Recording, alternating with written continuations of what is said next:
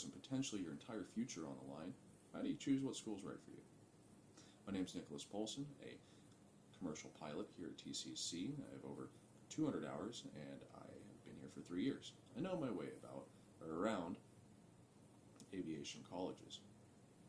Today we'll be speaking about Part 141 operations and Part 61 operations.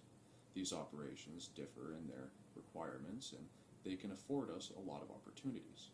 Now, this may not be relevant to you right now, but as a student here in the Intro to Communications class, you can actually use this class as a credit for the Part 140 operation offered by Tarrant County College. So, what we're going to be talking about is the amount of money that this is going to take. Hours is money. We're also going to be talking about the differences in training between the two, Part 141, Part 161. And finally, we'll be talking about something very important called Restricted Airline Transport Pilot. This is a certificate that lets you fly the big planes. Now, Part 141, starting off, may seem a little bit more expensive because it's more rigid and much less flexible. However, let me tell you something. Part 141 offers you the ability to reduce the amount of hours that it requires to get your certificates. It also allows you to make use of things like scholarships and the GI Bill. Part 141 will take the private pilot license down from 40 hours to 35. That may not seem like much, but the flight hour cost per hour is $170. So 5 hours difference, pretty big.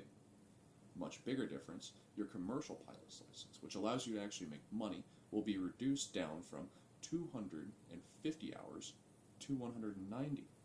That's huge. That's a lot of money saved. Now, the Tarrant County College Seattle program up at Alliance also allows you to make use of things like the scholarships that we have available here at Tarrant County College. You may also use the GI Bill, which is great for many of you who are in the military and may not think about it now, but would love to pursue a career in aviation. But the only reason that you're able to do this is because of the rigid training available at a Part 141 operation. So, a Part 141 operation versus a Part 61 operation. Rigid training, training in general. Let's talk about it. A Part 141 operation is much more like a college. It's rigid, fast-paced, and a Part 61 is much more flexible. A Part 61 school actually allows you to choose instructors, whereas a Part 141 may be a little bit more difficult, and transferring hours is a lot harder from a 61 to a 141. So let's move to the schooling. How's it different? Well, a 141 acts more like a college. The 141 is regulated by the FAA, and as such has to adhere to very strict regulations such as room sizes, reporting room sizes, reporting the amount of students that are going to be learning in that room size, reporting all the figures that you would need to report if you were a school. I'm sure that Tarrant County College has to do many of the same things to be able to operate. However, Part 61 is really just anybody who has a commercial flight instructor license and just wants to teach. Kind of interesting. So, changing instructors. Why would that be important? Well, not everybody learns the same, and more importantly, not everybody teaches the same. Part 141 instructors are generally going to be a lot better than Part 61 instructors because they do have to adhere to more stringent regulations, but Part 61 instructors are able to be thrown around. As a Part 61 student, you're maybe not as inclined to becoming a commercial pilot and you just want to get a pilot's license, that's fine. So you can choose your instructors. Part 141 school, they have a set amount of instructors, and that's really all you can use. But why? As I mentioned previously, the rigid structure means that you can't be transferring hours. Part 141 schools can only accept 25% of the hours that a Part 61 student has, whereas a Part 141 school can transfer up to 50% of their hours to another Part 141 school. So if you have 200 hours under a Part 141, you can transfer 100 of them to another Part 141.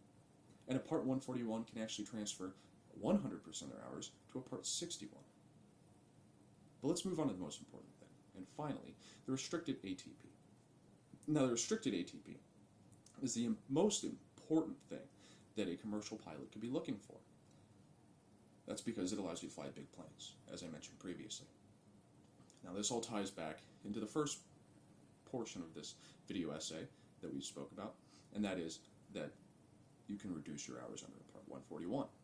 Well, Part 141 allows you to reduce the restricted ATP from 1,500 to 1,250. That's a 250-hour difference. That's huge. We don't have a lot of time in our lives, and flight hours can be hard to attain. However, the difference is that you don't actually pay for these. Under a Part 141 and a Part 161, you don't pay for these hours once you're a commercial pilot, and these hours will continue racking up. So you go from your 250 or 190 to your 1,250 or 1,500. That 1,000 hours is paid for. So it doesn't really matter at that point. So what's the difference? Well, your time and your life.